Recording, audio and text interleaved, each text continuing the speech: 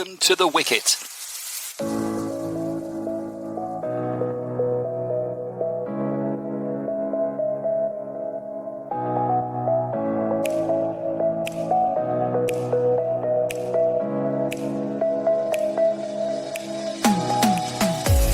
Hello, and it's time for a new episode of The Wicket, a podcast from Arab News looking at the world of cricket locally in the Gulf, regionally across Asia and worldwide. I'm Brian Murgatroyd, and with me as ever to dissect events across the globe are Arab News columnist Jon Pike and Arab News cricket reporter Subas Humagain. Hello, gentlemen. Good morning. Good day. Good day, Brian. Well, in this episode, we'll be talking about the Gulf region's own major men's T20 tournament, the DP World ILT20, now underway, to see if we can discern what's going on in its early stages. We pick over the wreckage of Pakistan's men's T20I tour of New Zealand. We discuss the first Australia-West Indies test, which produced the expected result, but not wholly in the way everyone was expecting. We look at issues for both India and England as their 5-test series gets underway with crucial World Test Championship points at stake. We preview the Australia-South Africa women's series across all three formats and reflect upon the first half of Ireland women's white ball tour of Zimbabwe. We wrap up the India-Afghanistan and Sri Lanka-Zimbabwe men's T20I series, both of which have finished since our last recording, and we ask Jon and Subas for their highlights of the past week in cricket. So as ever, lots to cover. Let's get started. And we begin with the DP World ILT20, based across 3 venues in the UAE. It started in Sharjah on Friday, January the 19th, and at the time of recording on Wednesday morning, January the 24th, there have been 6 matches. Jon, is it too early to spot any on-field trends so far? What's caught your eye? Well, first of all, every team which has won the toss has fielded. Clearly, they feel there's a distinct advantage in batting second, and 4 of the teams have actually achieved that. So I think this is probably a trend that's going to stay. In terms of performances on the pitch, Gauss from South Africa got a very quick 90 to win the match, and Johnson Charles also got big runs to guide his team to a win with some help from the tail enders. Not much from David Warner. He may have to hurry up because it seems he's wanted back in Australia for the T20 series versus the West Indies on February the 7th. There's also been some pretty tight bowling from Ali Khan, from Chris Wokes, and of course, unsurprisingly, from Trent Boult, who I think in the last match claimed 3 for 14, and by his own account seems to be bowling a bit quicker, which is a daunting prospect. Subas, the 2 finalists last year, the Gulf Giants and the Desert Vipers, they've tasted defeat in their second and first matches of the tournament, respectively, while the Abu Dhabi Knight Riders, who were bottom last season by some distance, won their first match. In fact, every side has lost this season already. Are we seeing a levelling out of the teams after last year when the Giants and the Vipers were comfortably the best? If you ask me, I think Vipers and Giants are stronger on paper this season too, but others have got some good players in the roster, and the increment in number of players will help the squads to experiment on new players as well. I think the teams are trying hard to get the balance, and if you ask me, I think Emirates have too good squad as well, and the local boy Wasim is firing up. So I think it's a good sign for them that the local player is having some impactful performance as opposed to other teams. Yes, Mohamed Wasim doing a fine job thus far for MI Emirates at the top of the order. Jon, we spoke on last week's show about the issue of crowds, and so far they've been encouragingly good. What have your impressions been? I think it's a bit early to tell. One hopes that with this second edition that the marketing is working, that more people are getting to know about the tournament. And as we talked last week, with 4 Pakistanis or 5 Pakistanis around, maybe that if that message gets out to the Pakistani diaspora, that maybe some of them will be encouraged to show up. And Subas, the super sub has been in place, and all the teams seem to be using it in the same way. If they bat first, then a bowler comes in for the second innings. And if they bowl first, then a batter does likewise. Doesn't this mean that this tournament has simply become 12-a-side? Indeed, I think the way it's being used, they should rename it as the 12 player now. This has also increased spot of specialist batter or bowler in the team. Rarely have we seen an all-rounder getting subbed in or sub out. I think going forward, we may see the impact in auction or draft as well. Personally, I feel this will mean that teams will struggle with the fifth bowler quota that has been the game-changing in T20 format. So I think bringing one extra bowler or one extra batter will be helpful for the team, and I think it's going to be 5 bowlers with 4 overs for the most of the time going forward with introduction of this super sub. Well, the group stage goes on until February the 11th, and we'll be chatting about the tournament again in the next episode. Let's talk now about New Zealand against Pakistan, and the 2020 International Series has wrapped up in New Zealand, with Pakistan securing a consolation victory in the final match, easily defending 134 for 8 by bowling the home side out for just 92. But that didn't alter the fact that for New Zealand, it was a comprehensive series win by 4-1. And aside from the continuing injury issues for Kane Williamson, it was a terrific boost for them ahead of the ICC T20 World Cup in June. Subas, New Zealand are the perennial nearly men of world cricket, and they reached the final of the T20 World Cup just over 2 years ago when it was in the UAE. Does this result against Pakistan suggest they have it in them to finally go one step further this time? Brian, as I previously have been saying that New Zealand, they turn up for the ICC events regardless of squad strength and paper. And this time, I think they have individuals in place too. Credits where it's due to the selection panel for making right calls. But I think Pakistan are one of the best in the format, and their demand in the global leagues can prove that too. But New Zealand came out as best in all the game apart from the last game. And looking at New Zealand, I think I'm very excited with their batting firepower. And in World Cup, I think they have comparatively easier group, but if they start well against West Indies and Afghanistan, I think they'll be hard to stop for other teams in going forward. John, let's talk about Shaheen Shah Afridi, the Pakistan captain. He said afterwards that the series was all about building for that T20 World Cup. And 2 thoughts occurred to me off the back of that. 1, given how badly they were beaten, he would say that, wouldn't he? And 2, did they make any progress in that building process? Yes, he would say that. And I don't think they made any obvious progress. One can only guess the relationship between Shaheen and Babar. I think moving Rizwan up to opening was a good move. But I think it's can't be very easy for the players having frequent changes in coaching staff. And there's rumours of unhappiness over Mohamed Hafiz's coaching style, which appears to be very autocratic. And there could be more changes around the corner. So I think they need to settle themselves down well in advance of the World Cup to have any real chance. Well, John, you talk about settling down there on the field, but off the field is a real state of flux at the moment. The end of the series coincided with the news that Zaka Ashraf has stood down as chairman of the interim management committee of the PCB. Shah Kawar, the advocate of the Supreme Court of Pakistan and election commissioner of the PCB, has assumed the powers of PCB chairman. He's promised elections for that role as soon as possible.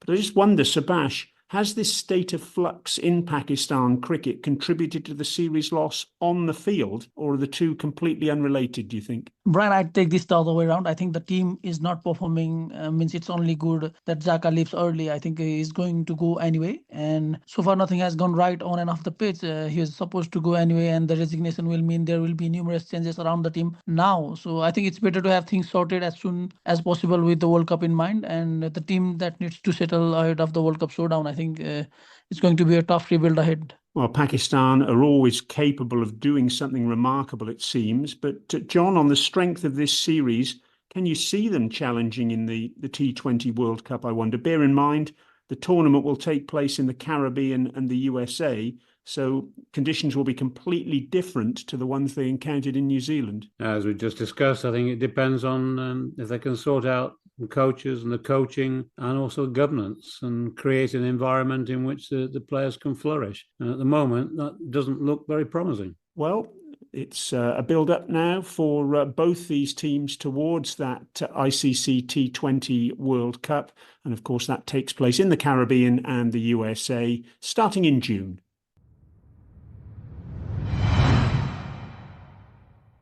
At the time of recording this podcast, the second test between Australia and the West Indies, a day-night game in Brisbane, is just around the corner, and we'll deal with it in detail in the next episode. But in the meantime, let's chat about the first game of the series in Adelaide. Australia was expected to win it comfortably, and the margin of victory by 10 wickets in just 2 days and a session suggests they did that, and more besides. But the West Indies, with 3 debutants in an inexperienced side, were competitive. They had issues, though, in failing to overcome the Australian bowling juggernaut, with Josh Hazlewood taking centre stage this time, 9 for 79 in the match for him, as the visitors were bowled out for 188 and 120. That said, Australia may have been in some trouble, but for Travis Head's brilliant 119 in 134 balls, it was one of only 2 scores of 50 or more in the match, and the only one by an Australian batter. John, the headline grabber in the match wasn't actually Travis Head, even though he was named as player of the match. It was a West Indies player. Shamar Joseph, batting at number 11, made a classy 36 in the first innings, 15 in the second. He took 5 for 94 in Australia's first innings, including a wicket with his very first ball when he dismissed Steve Smith. And then he forced Usman Khawaja to retire hurt when a short ball hit the batter's jaw. It was quite a debut, wasn't it? Especially as it was only his 6th first-class match. It certainly was. And you say his first wicket was that of Steve Smith. I think West Indies need to find a few more jewels in the crown like that, given the fondness of the experienced players for T20 franchise cricket. Hopefully they can find a few more. Yes, let's hope that is the case. Subas, Australia, well, they got Cameron Green back into the side by batting him at number 4, while Steve Smith shifted up to open. Both did very little with the bat, though. What are your thoughts about the changes, or is it simply too early to judge? Just 1 innings, basically, for both of them, although Steve Smith was undefeated in that very short chase in the second innings. Brian, I don't think Smith is the long-term fix, as there were rumors after Warner's departure. With Khawaja aging, I think Australia is looking for this short period of time. Personally, I like Smith being given other challenge in his already dynamic career. Will be interesting to see how things go. But for Green, I think he has shown some games in the past, and since Marsh has been contributing well with the bat, I think Green is there as bowling option too. I think this would be a right call for the balance of the team. Well, Australia now has the chance to go through the home test summer with a 100% record if they can win in Brisbane. And we'll chat about that next time here on The Wicket. And we'll also wrap up the Men's Big Bash League next time, as the final is taking place on the same day we're recording this podcast, with Brisbane Heat playing the Sydney Sixers.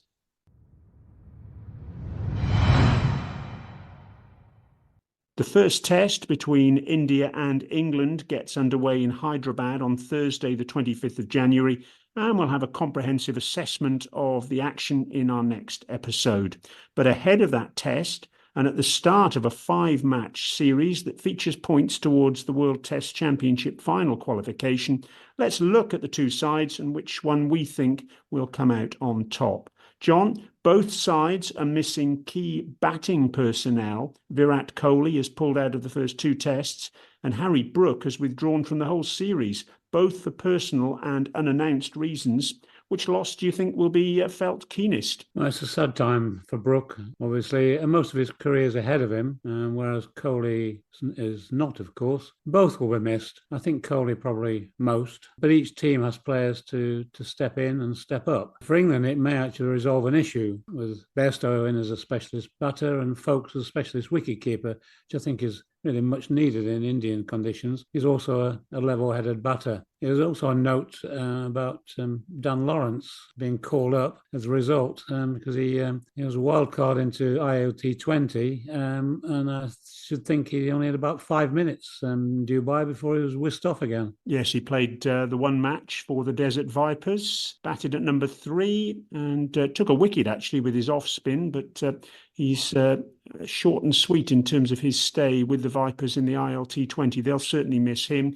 Rajat Patidar, the Madhya Pradesh batter, he's been called up in place of Virat Kohli in the Indian squad. John, I'll just ask you a follow-up as well in terms of missing personnel, because England are also missing 20-year-old spinner Shoaib Bashir after a delay in processing his visa. He's had to return to the UK from the UAE, where England were holding their pre-series training camp. He's got to submit his passport to the Indian High Commission in London in order to try and get his visa. He's going to miss the first test. What do you make of all that? It really is, I think, completely unnecessary rattling of the sabre by Indian authorities. And for someone of Pakistan origin, I think it should be kept out of the game. But of course, it's easier said than done. It's interesting that Rian Ahmed is in, but he has I think a visa which is valid from a previous trip. So I guess that will get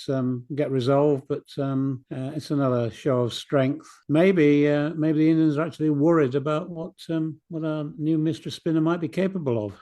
Let's see what he can produce as and when he actually gets to India. Subhash, India's record at home, it's remarkable, isn't it? They haven't lost a series on their own turf in more than 11 years. Does England playing Bazball have any chance of overturning that run of form?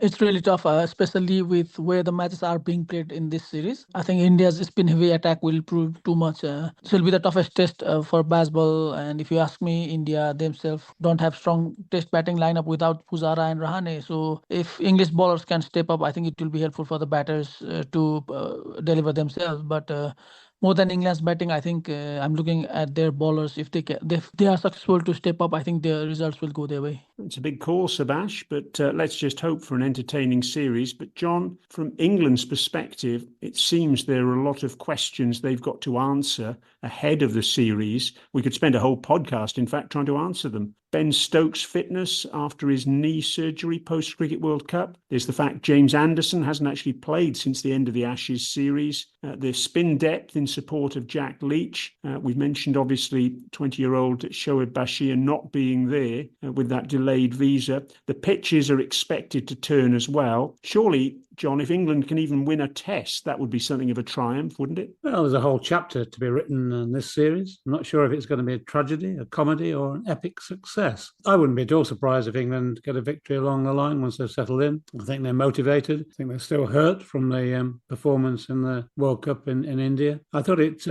little ironic of Rahul Dravid when he said about the pitch in Hyderabad. He said it's going to be dry and it might spin a little bit. I think that's probably a portend of what's to come. I'm quite optimistic for England, actually. Well, let's see if your optimism bears some fruit and bears even one test. Let's keep our eye on that one because Subhash, our Ashwin, he's on the brink of 500 test wickets. Ravindra Jadeja, he's in the squad too. Axar Patel, who ripped through England with regularity 2 years ago, is also around, as is the left-arm wrist spinner Kuldeep Yadav. I just wonder, though, do they need to produce rank-turning pitches, or are they good enough to win on any surface? And in India, the formula is going to be spin to win. England don't have elite spinners like India do, which is enough to suggest how the pitch will be prepared. So if Bashir's exclusion have added to the woe, and to add up their bowling potential, I think all three are good batters as well. So even if the pitch doesn't favor as much, these players will be handful. India were gutted not to take the Test championship match in June, and there were suggestions after that game that there should be multiple matches because the surface didn't favor them and all. So they have to make the team good enough to perform in away conditions too. And I think in away condition, having all three is not possible. So in India, they'll carry on the way they are. But if they have to be dynamic, I think they should be looking at other options. Well, we'll have a roundup of the first test from Hyderabad on our next episode.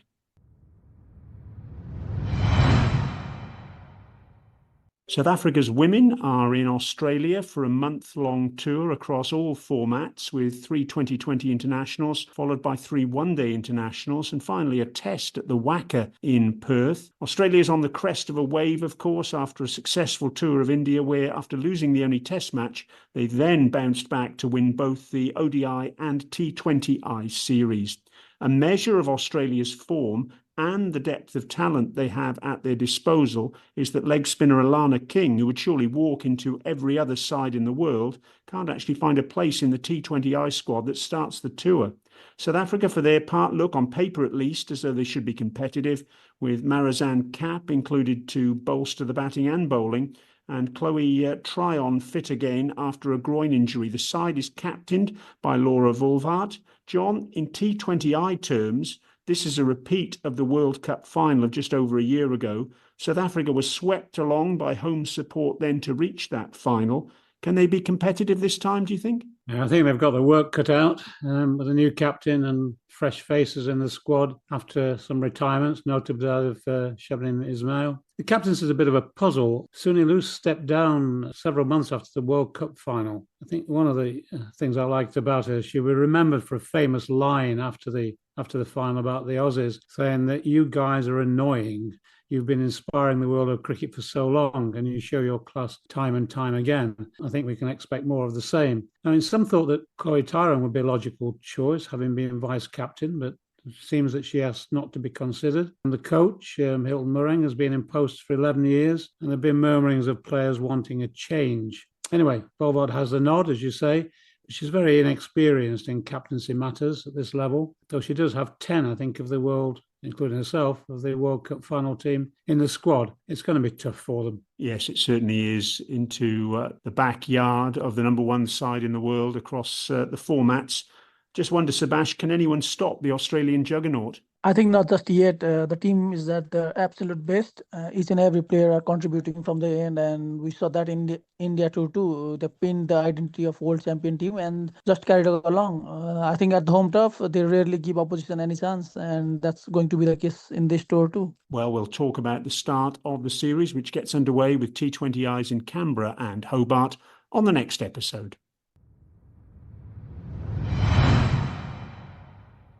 Ireland and Zimbabwe's women have been battling it out in white ball action in Harare, with the matches being crucial to both teams who find themselves in the global qualifier for the T20 World Cup, with that qualifier set to take place in Dubai later this year before the main event in Bangladesh. The ODIs started the tour and Ireland won the series 2-0.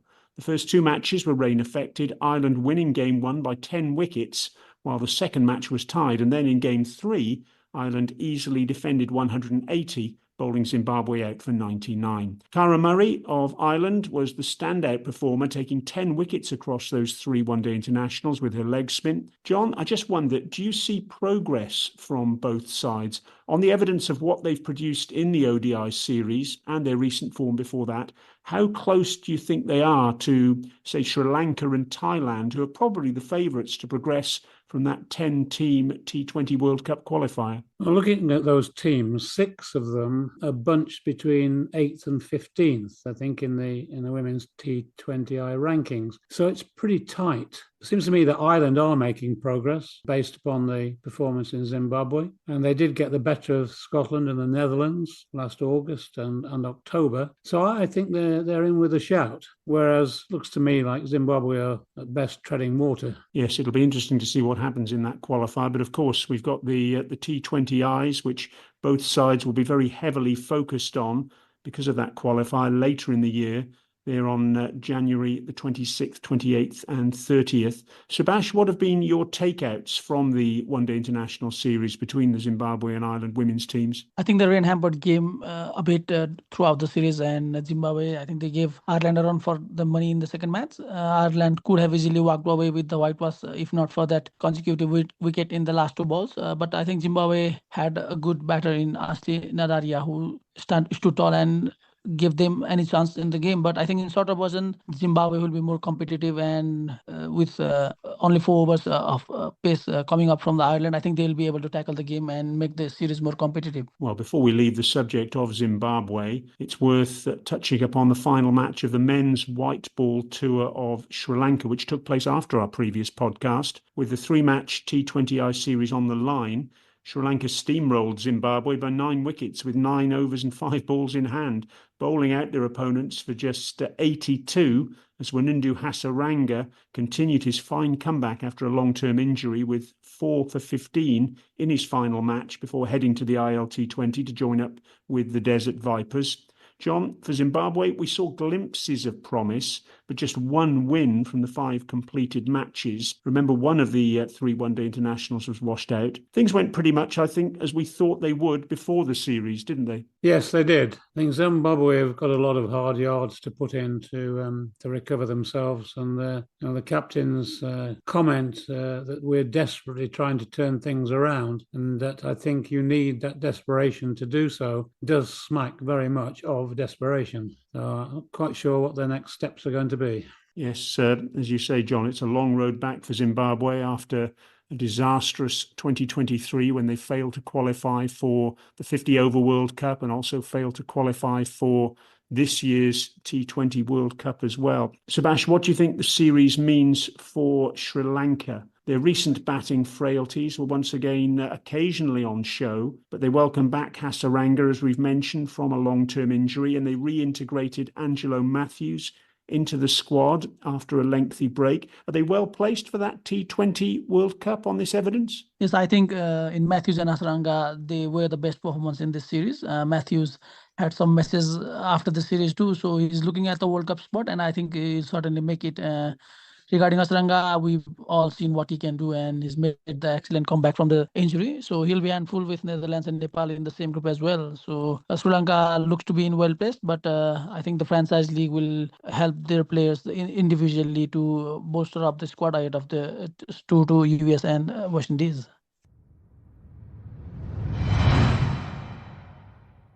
Well, since our last episode, there's been a remarkable 2020 international between India and Afghanistan's men's teams. The match in Bengaluru was the last of a 3-game series, the first 2 of which were routine wins for India. But in game 3, after India made a seemingly impregnable 212 for 4, having been 22 for 4, mind you, Rohit Sharma made an unbeaten 121 and Rinku Singh 69 not out from 39 balls. Afghanistan then matched that score with Gulbuddin Naib helping the side score 16 from the final over to force a super over. Afghanistan then scored 16 from their super over, including 2 overthrows that deflected off Mohammad Nabi, only for India to match that. And so we had a second super over. And this time India could make only 11, but it was too many for Afghanistan, with Ravi Bishnoi taking 2 wickets and 3 balls at the start of his over to seal the win and a 3-0 series success for the hosts. Subas, what did you make of the drama of that match? I thought India won the match after that carnage from Rohit and Rinku, but credit to Afghanistan for pulling the match back. The drama towards the end was a bit hard to handle. Gulbuddin Naib, with that innings, I think he'll have suitors around the franchises now. India will be happy to have the super over bowlers tested, but I think Afghanistan would be gutted after getting away the match coming so near. Yes, Gulbuddin Naib, one of the few remaining players, along with Mohammad Nabi, who played for Afghanistan when they were in World Cricket League Division 5 well over a decade ago. And look where they are now. Absolutely remarkable. John, Afghanistan will surely take a lot of confidence from that final outing against a side full of T20 experience thanks to the IPL. Yes, Sebastian, it's quite an extraordinary finish. I think they'd have taken a lot more confidence had they won, but it's encouraging they got so close after being nowhere near in the other 2 matches.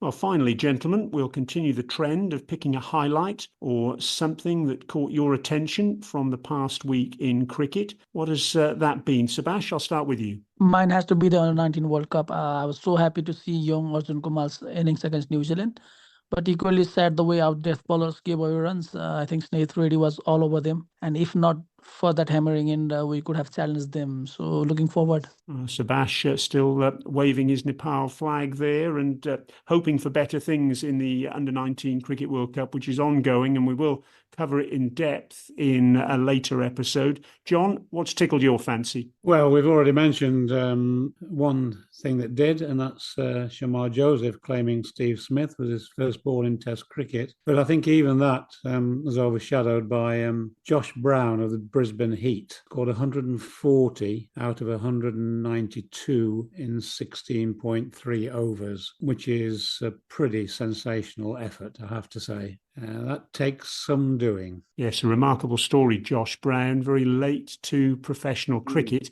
And he actually makes his own cricket bats as well. So he's made a pretty good one there by the sound of it. Remarkable effort from him. And as I've mentioned, we'll cover off the whole of the Big Bash in our next episode. Well, that's it from the Wicket for this time around. We'll be back soon with more cricket chat from the Gulf region, Asia and worldwide. Please don't forget to like, subscribe and comment on all that you've heard wherever you get your podcast. We'd love to hear your feedback and let us know if there's anything you'd like us to feature in future episodes. For now, though, this is Brian Murgatroyd along with Jon Pike and Subas Humagain saying thanks so much for listening, and we look forward to your company again next time.